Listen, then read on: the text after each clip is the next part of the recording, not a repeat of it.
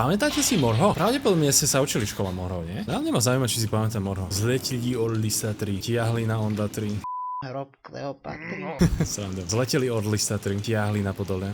Počkaj, tiahli alebo tiahnu? Povedzme, že tiahnu. Nie, zleteli, tak to bude tiahli. Kamo, druhý verš, ja už som skončil. Zleteli Orlisa 3, tiahnu na Podolia, ponad vysoké hory, ponad rovné polia. Preleteli cez Dunaj, cez tú šíru vodu.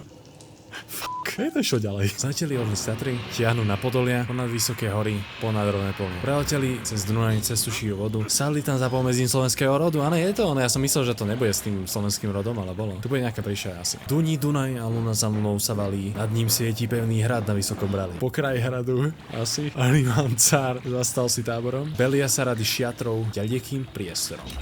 Nie, pokraj bude až teraz. Pokraj tábor, sedí cár na širokom stolci, okolo neho cárska stráž, tuhí to paholci. A pred cárom družina neveľká stojí, sú to cudzí víťazi, každý v jasnej zbroji. Po belavé katenie šie im obtáča, modré ich oči bystro v okolo si páča. Vysokí sú ako jedle, pevný ako skala, zdalo by sa ti, že ich jedna mater bala.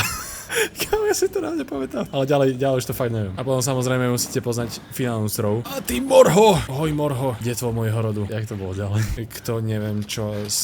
Kto kradmou rukou chce siahnuť na tvoju slobodu? Jak to bolo ďalej? Ja som úplne zmetený. Ja tu proste morhujem. Á, už viem. A ty Morho, hoj Morho, detvo môjho rodu. Kto kradmou rukou siahne na tvoju slobodu. A čo i tam dušu dáš v tom boji divokom? Mortilien a voľ nebyť. Ako byť otrokom. Ďakujem. To bol Samo Chalúbka. Morho.